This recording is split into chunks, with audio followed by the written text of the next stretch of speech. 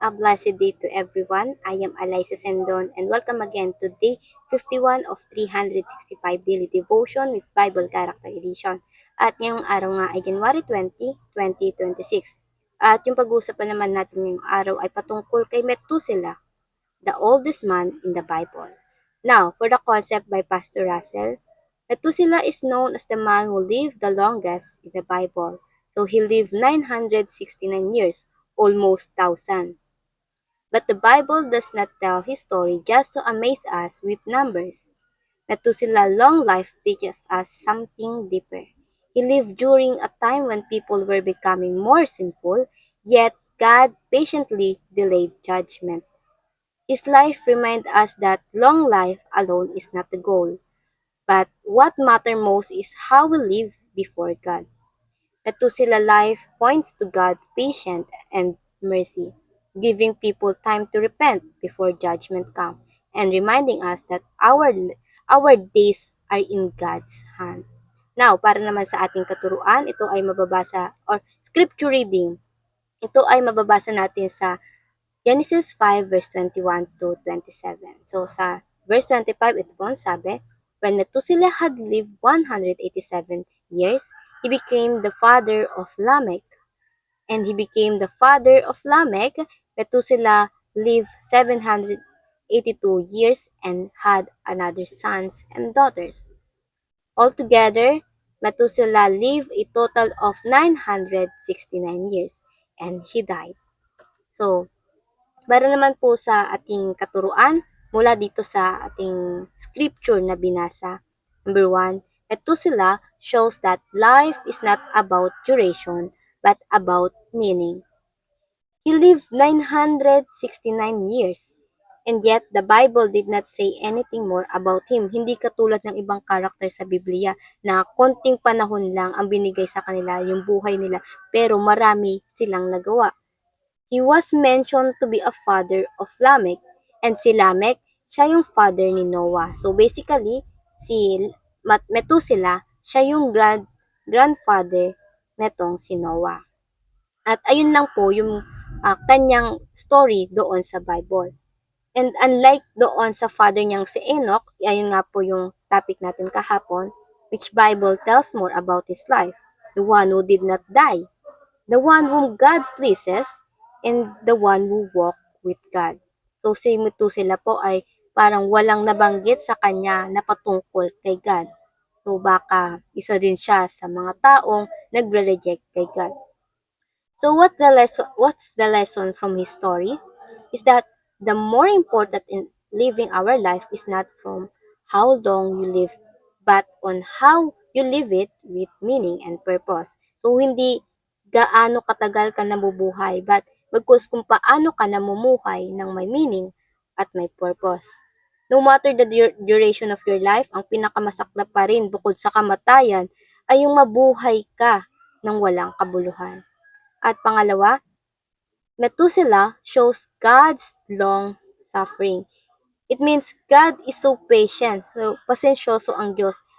He let himself na mag-suffer doon sa kasamaan ng bawat tao. Kasi itong time na Methuselah, sobrang sama ng mga tao. And that's why, when Noah came, pinagawa niya ito ng arko dahil gugunawin na niya ang buong mundo. Kumbaga, uubusin na niya ang lahat ng masasama. Nilunod niya ang lahat ng tao except kay Noah at yung pamilya nito. Dahil sila lang at yung pamilya niya ay sumusunod sa kanya. And God suffered for a longest time. Pero sabi nga sa 2 Peter verse 3 to 9, the Lord is not slow in keeping His promise. Hindi yun dinidelayed niya yung pangako niya sa atin. But as some understand slowness, instead, He is patient with you, not wanting anyone to perish. Ayaw kanya kasing parusahan. So si God, but everyone to come to repentance. So si God, nag-aantay lang siya kung kailan ka magsisisi, kailan magsisisi ang bawat tao. Hindi mabagal ang Diyos sa kanyang mga pangako at lalo na hindi siya ura-urada kung maghatol sa atin, magbigay ng kanyang judgment sa tao bagkus he is patiently again wanting everyone to come to repentance. Inaantay niya lang na ang bawat isa ay magsisi. At pangatlo, Methuselah shows that God's judgment is certain. So may panahon para sa kanyang judgment. Even it takes thousands of decades, again, God set His appointed time when the judgment are coming. No one knows it. Walang sino man ang nakakaalam ito. And perhaps, etong si Methuselah ay namatay kasama nung Great Flood or sa katandaan na rin. Or perhaps, hindi siya nakinig kay Noah noong ito'y nagpipreach about judgment. And God judgment is certain. Mangyayari ito sa hindi natin inaasahan. At ang Diyos hindi siya delayed sa kanyang mga pangako because He want everyone again to repent first. Again, the Old Testament nga, it's just a foreshadowing of Jesus Christ. Jesus came and He will come back. Kahit na yung tagal ng panahon ay mabilang pa katulad ng panahong nabubuhay si Methuselah, Judgment Day will come. So yung mga korap at masasamang tao dito sa ating mundo, sa ating bansa, may araw rin yan sa Diyos. At ayun lamang po para sa ating katuruan. Dako naman tayo sa ating application. Number 1, plan each day as if it were your last. Huwag kang papayag na araw-araw kang ginikising ng Diyos. Araw-araw natatanggap mo yung kanyang biyaya, His grace. Pero yung buhay mo, go with the flow. Nasa sayo yan. But don't let that to happen every day, again and again. Yung tipong bahala na. Every day is your chance to make something new, to make something better. Plan to plan to produce good work, be productive. We don't know how much more we left here on earth. At gawin mo itong makabuluhan each day. Huwag mong hahayaan na kung ano nangyari kahapon ay ganun na lang din mangyayari ngayon. Dapat each day, be productive. Ask God that help you to be more productive. And pangalawa, i-apply natin to sa ating buhay by prioritize a meaningful life over long life. How to have a meaningful life? Then follow and listen to Jesus. At bakit naman? Dahil apart from Jesus, bakit si Jesus yung sa kanya nagmumula yung meaning? It's because apart from Him, we are nothing. Pansinin mo, araw-araw kumikilos ka.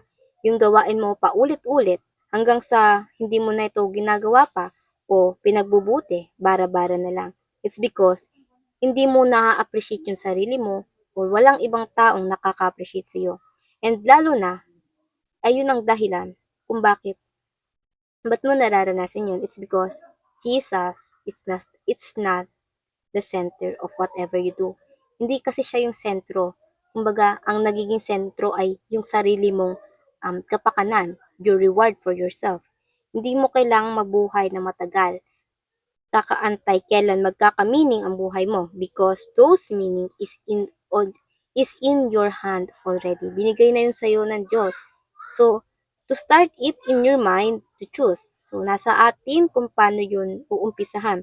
Be with Jesus' principles or be apart from Him and just live your life. And kung pipiliin mo naman si Jesus, when you start to choose Jesus, lahat ng pagod mo magiging worth it. Kahit gaano pa kapagod yung buong araw mo, laging may kapayapaan, laging na-appreciate yan ng Diyos at mararamdaman mo rin yun. At pangatlo naman para sa ating application is produce good work for the glory of God. So whatever we do, it is for the glory of God. When God glorify in all your good work, that's the real productivity. Ayun yung totoong productivity, hindi yung productivity na napagod ka because busy ka lang. Success, ayun yung totoong nakakapag-glorify kay God and living a meaningful life. Be excellent in all ways, not for yourself, but to glorify God in His grace upon you. Patunayan natin sa bawat isa o pakita natin sa bawat isa yung grace na ibinibigay sa atin ng Diyos. May dalawang klase ng productivity. Again, the one who produce fruit. Ito yung good work, nakakagawa ka na mabuti, napapagod ka, pero nakakatulong ka sa iba at nakakatulong ka sa Diyos. And the one that doesn't, ito yung pagod lang, yung business lang. Akala mo productive ka, akala mo yung ginagawa mo ay worth it, yun pala apart yun kay Jesus. Palayo kay Jesus yung pagka-busy mo. And always check that yourself na baka ganun na lang, yung pagod mo ngayon ay hindi naman pala, hindi naman pala para sa Kristo. Now, para naman sa ating reflection, ay nais ko lang atong mag-iwan natin pagninilay-nilaya. Why it is important to think about how we live our life and not just how long we live. At bago po tayo magtapos ay let's have a short prayer. Our Father in heaven, we thank you and we glorify you for today's devotion na muli pinaalalahanan mo kami on how we should live our life. And Jesus, help us to speak more about you, Lord God, kung anong nararapat. Lord God, patawarin mo po ako kung minsan ay I wasted my time on the things that don't really matter and forget how precious life is. Patawarin niyo po ako kung ako ay makakalimutin, Panginoon, sa inyong mga pangaral.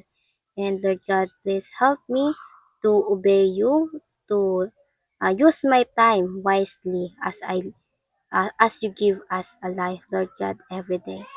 And help me to love you, obey you, and care for others too, Lord God. And I don't just want a life that is not honor you, Lord God. So please teach me, hold my days with your hand, Lord God, and guide me as I walk with you.